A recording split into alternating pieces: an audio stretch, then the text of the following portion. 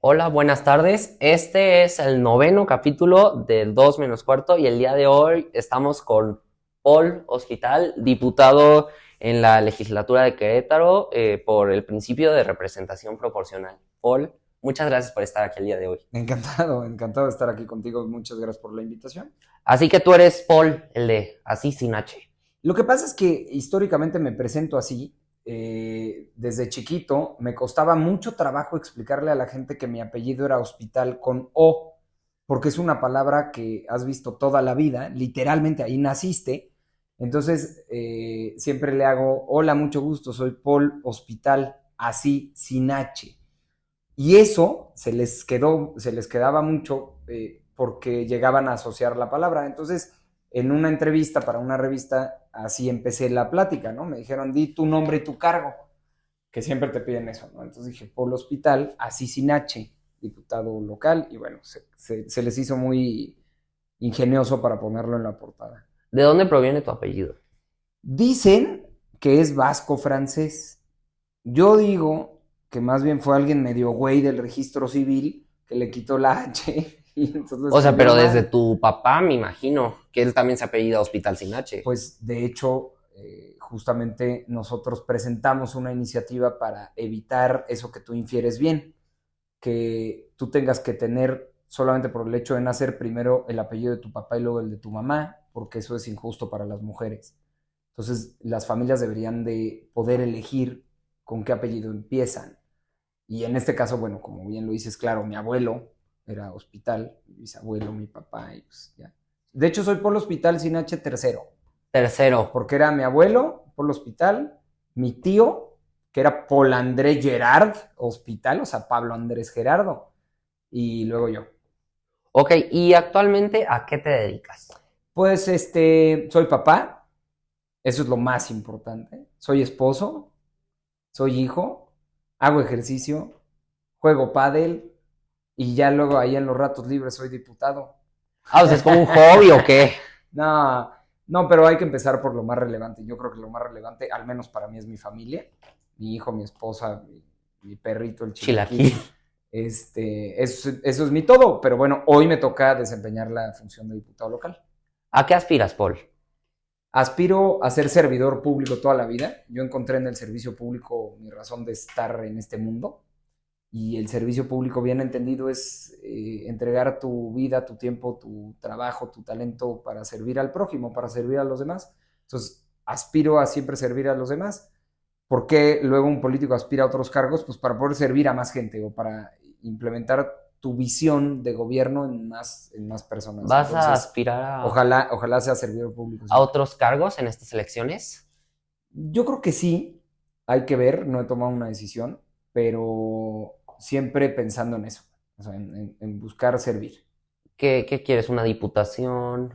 No lo sé, honestamente no lo sé. Habíamos platicado ahí con todo esto del frente y todo, pues hay que ponerse de acuerdo con el PAN y el PRD, ¿va? Por Ujú. supuesto. ¿La presidencia municipal? ¿Irías por la presidencia municipal? Me parece que en la alianza que estamos construyendo con el PAN, pues tendríamos que ir juntos, ¿no? Ujú. Y hay que revisar muy bien las condiciones. Yo creo que hoy el PAN en Querétaro es muy fuerte, tiene perfiles también muy fuertes. Entonces, vamos a ver en dónde se acomoda todo. Si no sales favorecido en las encuestas, ¿harías un Adrián Rubalcaba? Me encantaría que hubiera encuestas, más bien. De hecho, lo exigí de manera pública, que pudiéramos tomar decisiones basados en encuestas, no basados en acuerdos políticos populares, sino que midiéramos a los actores políticos, que midamos cuánto vale cada uno, cuánto le aporta al proyecto de Xochitl, porque al final del día el proyecto es recuperar México, recuperar la presidencia. Entonces, para eso necesitamos sumar fuerzas. Y mi propuesta es, hagamos números para ver quién suma más fuerza. Y bueno, pues ahí está mi petición. Yo espero sea tomada en cuenta. Todavía no salen siquiera las convocatorias. En las convocatorias podría venir esa idea que yo puse sobre la mesa, o podría no. Entonces ya ahí tomaríamos una decisión, O- pero no haré un... Creo que lo de Rubalcaba terminó siendo un marcelazo, ¿no? Porque primero rompió, pero luego no rompió y dijo que se iba, pero regresó. Estuvo raro. sí, sí, estuvo raro. Entonces tú no te irías del PRI. No, yo creo que ahorita hay que pedir al interior las condiciones, como te digo. para que sea justo, para que no sea lo que tú creas o lo que yo crea, sino que la ciencia lo defina. ¿Quién es el dueño del PRI? ¿Alito?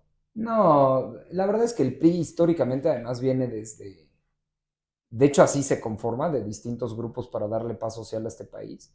Y siempre se ha construido así el PRI. Hay muchísima gente, hay muchos grupos. eh, pero lo bonito antes, ahora ha cambiado un poco, es que adentro nos podíamos poner de acuerdo, podíamos dialogar y salir entonces unidos. Ahora ha habido algunos que salen y rompen y en nada han abonado a la imagen del PRI. Pero pues el PRI no es de una persona, sino de muchas. ¿Y qué dirías de los senadores que han renunciado al PRI? Pues mira, se han ido por distintas razones, distintas personas, pero en particular el amigo Osorio Chong, de Hidalgo, pues emprendió una campaña en contra del PRI que yo creo que nada abonó. Si quería tanto al partido, si quería tanto a la institución, híjole, creo que es de las personas que más daño mediático le ha hecho al PRI. Y él no aguantó que lo quitaran de la coordinación. Fue un problema grave para él, mental. No aguantó perder el poder. Bien dicen que en esto hay que saber ser, hay que saber no ser. Pero lo más difícil es dejar de ser. Y cuando él deja de ser, no solamente secretario de gobernación, sino ahora coordinador de la bancada, pues parece que lo descolocó por completo, ¿no? Y bueno, pues ya hizo su berrinche, se fue. Y yo creo que va a terminar en el verde, una cosa así. Qué Como triste. Nubia Mayorga, que terminó en el verde. Estoy seguro que va a terminar por ahí. Qué triste acabar así una carrera política porque, pues, no va a llegar ahí a mandar o a estructurar o a hacer un movimiento nuevo. Va a llegar a buscar mantenerse nada más. Claudia Ruiz Massieu, A ella no la veo en el verde. ¿dónde la ves? Este, la veo más fosforescente, En Movimiento Ciudadano. puede ser. No lo sé. Como que Dante Delgado le ha estado guiñando el ojo a Claudia Ruiz Massieu. Pues es que en el Senado se arma también una camaradería entre compañeros, compañeras. Es una cámara pequeña, 128 personas, y se crean relaciones personales, afectivas, y si además después se comparten ideologías, pues es más fácil dar brincos, ¿no? Y ahora, el caso de Lucy Mesa, ¿se arrepintió de ser morenista o qué le influyó? El transfugismo político que es comúnmente llamado el chapulineo, que brincan de un partido a otro, pues en estas épocas es donde más se da. El Excelsior hacía una remembranza hace 3 años de cuánta gente cambió de partido en el país para competir a una elección. Pensando en regidores, o sea, no solo estos que son para gobernadores, sino también el regidor de Arroyo Seco, haz de cuenta que era de Morena y se brincó al PAN y fue regidor. Y se habla de más de 10,000 políticos en la elección del 2021. 10,000 que cambiaron de filiación partidaria. Imagínate eso. O sea, muy mal. No, bueno, es demasiado. Pero es parte ya, a lo que voy es, ya no es escandalizante. Se ha vuelto ya algo natural, algo normal dentro de la política mexicana. El transfugismo político, el brincar de un lugar a otro, el cambiar de partido, pareciera que se ha inclusive normalizado como tal, ¿no? ¿Esta Nancy de la Sierra se arrepintió de ser petista? No, insisto, me parece que no es un tema de arrepentimiento, sino que es un asunto más bien de oportunidad política y así se ve. Hay un pragmatismo absoluto, se han perdido las ideologías, los principios en los partidos y en este pragmatismo pues se busca avanzar a toda costa, ¿no? Y van cambiando las circunstancias. ¿Qué posición política tiene el PRI? El PRI es un partido de centro izquierda, el PRI es un partido socialdemócrata. El problema es que en la práctica, durante las últimas 2 décadas, se ha derechizado mucho y la derecha siempre ha estado ocupada y la ocupa el PAN. Eso es una crítica que yo le he hecho al partido desde hace mucho tiempo. Hemos tratado de estar en un espacio que siempre ha estado ocupado y justamente por olvidarnos de nuestras causas, de nuestros sectores prioritarios, alguien más se los llevó, alguien más los convenció. Nadie los arrebató, fueron causas que dejamos tiradas en el piso y alguien las tomó y se las llevó. Pero no ser neoliberales de derecha es ser de derecha. Es que justamente hemos caído en ese cuento, caímos tanto que ahora vamos en todo juntos. Pero en los estatutos del PRI, que es donde nos define como partido político, nuestro programa de acción, estamos definidos en la socialdemocracia, en el centro izquierda. No estamos definidos en la derecha. No estamos definidos en el absoluto libre mercado sin intervención del Estado, ¿eh? Nosotros somos de centro izquierda, pero parece que en algún momento de la historia nos dio pena hacerlo y empezamos a corrernos hacia la derecha, hacia un sector que nos abrazó, pero no nos votó, porque siempre han votado por la derecha y no van a cambiar. ¿Cómo es ser priista en Querétaro? Pues es retador hoy, porque primero en 2021 no fuimos junto con el PAN. Entonces, legalmente somos oposición al PAN. Yo soy un diputado emanado de la oposición al PAN. Sin embargo, se construye una alianza nacional al mismo tiempo. Y nacional me refiero a 180 kilómetros de aquí de distancia, a 2 horas. Entonces se vuelve muy retador porque eres oposición, pero al mismo tiempo estás construyendo acuerdos para ir juntos. Entonces sí se vuelve bastante retador porque pues hemos sido adversarios históricos, el PRI y el PAN. Yo soy de una generación que crecimos eh, como misión en la vida ganarle al PAN, y lo hicimos en 2009 como generación. Y ellos crecieron con la narrativa de quitarle al PRI el gobierno, y lo hicieron aquí en el 97, y luego en el 2003, y luego en el 2015. Entonces ahora pensarnos juntos, pues ha sido muy retador, ¿no? Pero luego nos unen más cosas de las que pensábamos, y hasta que nos sentamos en la mesa nos dimos cuenta. ¿Por qué aquí en Querétaro no hubo alianza en las elecciones del 2021? No quiso el PAN, así literalmente. ¿Y el No había PRD? ningún interés de Pancho Domínguez por ir en alianza con el PRI, al contrario. No la quería, ni siquiera abrió la puerta a la construcción de la misma, y, y por eso fue. ¿Ni con el PRD hubieran hecho alianza, como fue el caso de Se Guerrero? intentó, ahí sí se intentó, como en Nuevo León, que fue PRI y PRD juntos, que en Nuevo León de haberse sumado el PAN ganábamos, ¿eh? Y hoy tendríamos una condición distinta, pero bueno, eso lo dejaremos ahí en Acción Nacional, esa responsabilidad de lo que está sucediendo hoy. Pero con el PRD se intentó, con los bloques de competitividad y buscar ir en muchos lugares juntos, pero bueno, al final no se concretó. En Chihuahua, ¿por qué no fueron en coalición? No lo sé, me imagino que por lo mismo. Y ustedes, en el caso de Quintana Roo, ¿por qué decidieron postular a su propia candidata en vez de ir en alianza? No lo sé, o sea, no me metí en los acuerdos de Quintana Roo. Oye, ¿y cómo es ser priista a nivel nacional en México? Pues lo mismo, la verdad es que siempre ha sido retador ser priista, ¿eh? Tal vez en esta época sea un poco más, pero hace casi 10 años que a mí me tocó competir para diputado federal en 2015.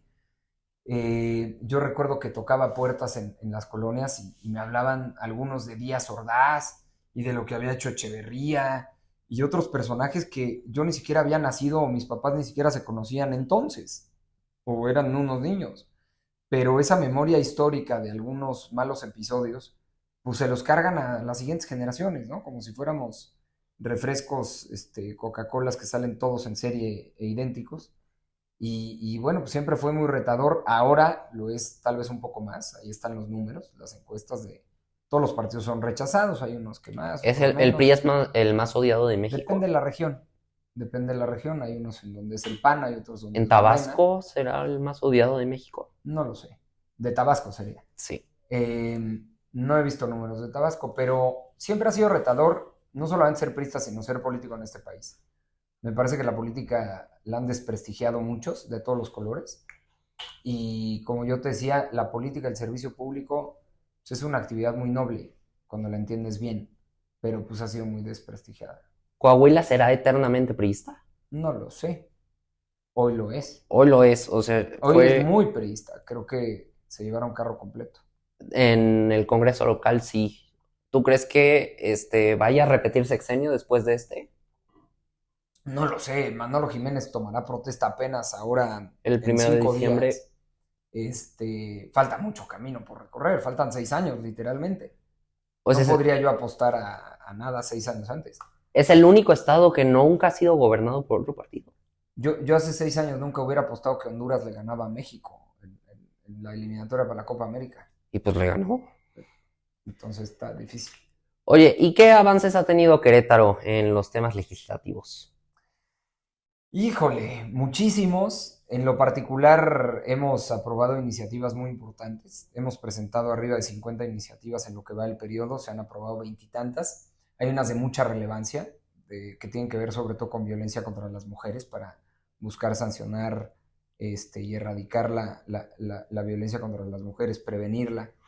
Yo creo que ahí hemos enfocado sobre todo en los grupos vulnerables también en nuestras iniciativas y han caminado, me parece, temas muy interesantes, de mujeres, de grupos vulnerables, también de ampliación de derechos, en fin, ahí vamos, ahí vamos. ¿Despenalizar el aborto es una La opción presenté, para despenalizarlo? yo la presenté para borrar todo el capítulo sexto del Código Penal, porque hay una resolución de la Suprema Corte de Justicia donde estipula que ningún juez o jueza en este país puede imponer una pena privativa de la libertad, es decir, mandar a una mujer al bote o un doctor o doctora al bote por aborto en las primeras 12 semanas. Se presentó y está ahí en un lugar muy grande del Congreso que se llama La Congeladora y donde se duermen ahí varias iniciativas O que sea, de tienen que momento ver, no ha sido aprobada. ni será hasta que nos obligue alguna autoridad judicial seguramente. O sea, no legalizarlo, pero sí Despenalizarlo, que es despenalizarlo. distinto. O sea, ¿tú estarías a favor de legalizarlo? Me parece que hay que darle a las mujeres, uno, la libertad de elección y dos, sobre todo la seguridad sanitaria. Cuando se discutió esto en la Ciudad de México hace 15 años, justamente el tema al centro era las muertes de las mujeres. Era la segunda causa de muerte de mujeres en la Ciudad de México, abortos clandestinos. ¿El matrimonio LGBT ya está aprobado? Eso ya se aprobó, pero por la legislatura anterior y se aprobó porque hubo una orden judicial de que se hiciera. Es decir, no fue idea del Congreso, sino una obligación jurídica. Y lo mismo va a pasar con el aborto, estoy seguro. ¿Cómo crees que ha sido la coordinación del gobierno estatal con el gobierno federal? Buena, me parece que por cómo funciona el sistema hacendario y fiscal de este país, ningún gobernador se pelea con el presidente. ¿Te tienen miedo, AMLO? Yo creo que en un principio de realidad de cómo funciona hacendariamente este país, es una tremenda estupidez pelearte con el gobierno federal si eres ejecutivo estatal. ¿Qué crees que ha sido fácil sacar adelante proyectos de ley en el Congreso? Depende. Hay unos que hay muchos, te decía, más de 50 iniciativas. Hay unos que generan mucha resistencia, como estos que mencionas, y otros que generan amplios consensos y salen hasta rápido. O sea, ¿tú crees que aquí el PAN tiene una mayoría aplastante en el Congreso local? No, no creo, se tiene. La tiene. En los números, el PAN y Querétaro Independiente, que es lo mismo, tienen la mayoría. ¿Ustedes cuántos son? Tres, Y todos son pluris. son 16 del PAN y Querétaro Independiente, tres del PRI, cinco de Morena, uno del Verde, ¿Y el del verde por qué no se fue a Morena? porque es presidente del Verde. Ah, o sea, él es diputado y presidente del verde en Querétaro. ¿Sí? Ok. ¿Cómo evaluarías el desempeño del presidente López Obrador? Depende en qué materia. ¿En seguridad? No, bueno, perfectamente reprobado. ¿En economía?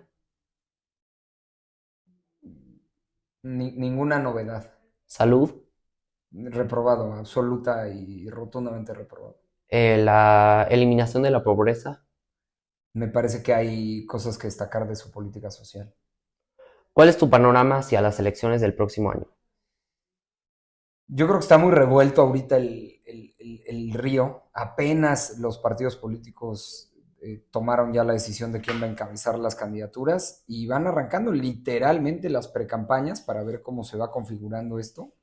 Y la moneda está en el aire. Yo creo que es muy pronto para aquellos pseudoanalistas que ven arroces cocidos. Pues parece que no se dedican a esto, ¿no? O a un análisis serio porque hay todavía mucha historia por delante. ¿Es tiempo de mujeres? Será presidenta mujer, estoy seguro. ¿Cualquiera de las dos? Xochitl. ¿Tú realmente crees que vaya a ganar Xochitl? Sí, yo creo que tiene muy buenas posibilidades de triunfo. Hay que hacer una buena campaña y hay que contrastar de manera muy clara con lo que no queremos del país y lo que sí queremos. No solamente es la crítica a lo actual, sino la propuesta a lo que queremos. Samuel García le está haciendo el trabajo sucio a Morena.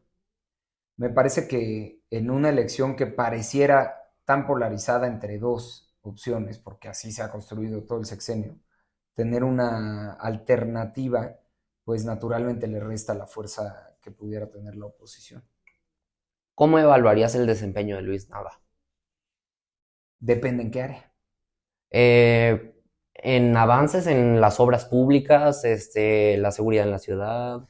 Ha habido poca obra y también entiendo que ha cambiado el tema de los presupuestos para los municipios. Antes de la federación se enviaba muchísimo presupuesto para obra pública. Por ejemplo, cada dólar adicional de lo presupuestado en el barril del petróleo se iba para municipios y para estados para obra. Hoy se va todo al Tren Maya, se va todo a la refinería, al aeropuerto, y antes eso se distribuía de manera equitativa para obra social en todo el país, en los más de 2.500 municipios. Entonces, sí han tenido un reto gigante los municipios y los estados con los recortes presupuestales que ha habido. ¿Son obras faraónicas las obras del presidente López Obrador? Son obras sin sentido, me parece. Me parece que se pudo haber destinado el recurso primero de manera mucho más responsable. No puede ser que hoy estén costando 3 veces más de lo que presupuestamos las obras. Nadie en su sano juicio pagaría, por ejemplo, por la construcción de su casa 3 veces más de lo que te dijo el arquitecto que te iba a cobrar. Nadie. Bueno, pues en el sector público sí. De ese tamaño es la incompetencia de Morena. Entonces, ahí se nos están yendo recursos que pudieran ser aplicados, por ejemplo, para medicinas en los hospitales. ¿Hubiera sido buena idea continuar con la construcción del aeropuerto de Texcoco? Seguramente no hubiéramos perdido tantos miles de millones de pesos. ¿Qué crees que se haga con el aeropuerto de Texcoco?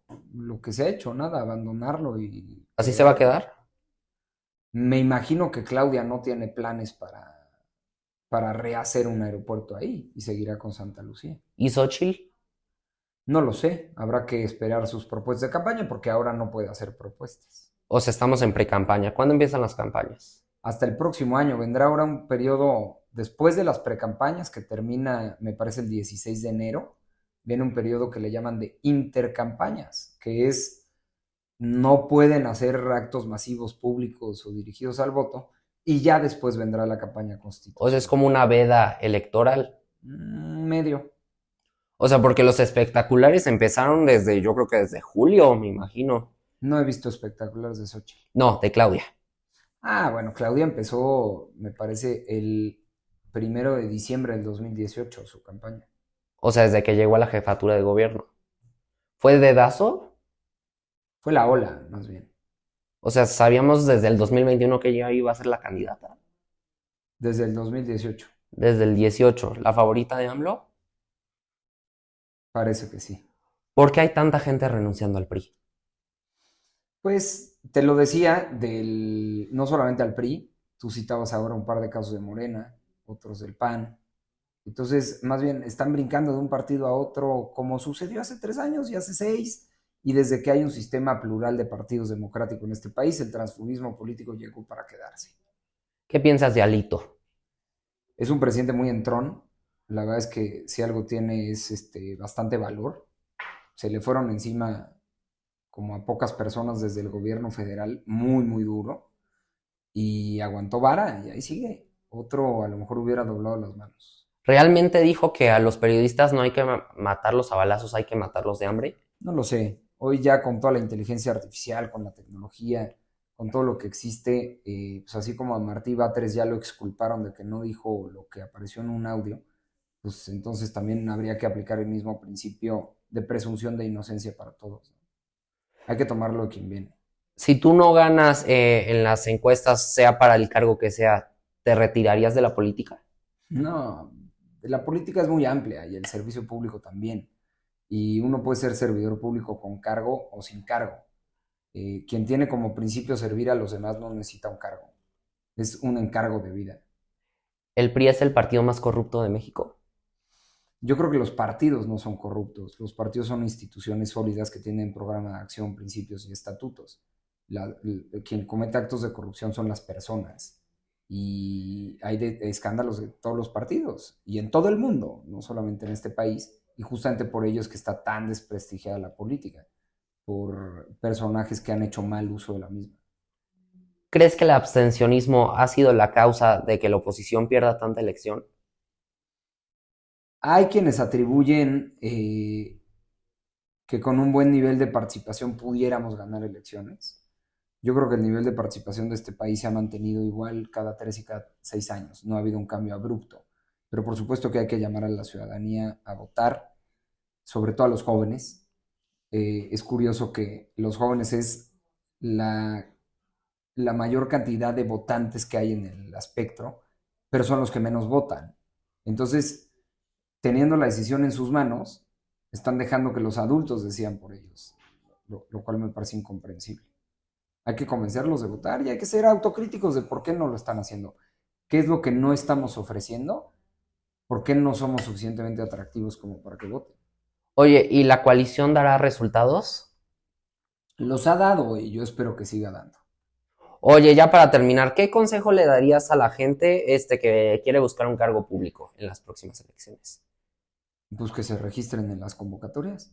O sea, pero alguna estrategia, No, pero ya para el próximo, pues es mañana. Entonces, que se registren en las convocatorias que expida cada partido, que levanten la mano y que participen, que le entren.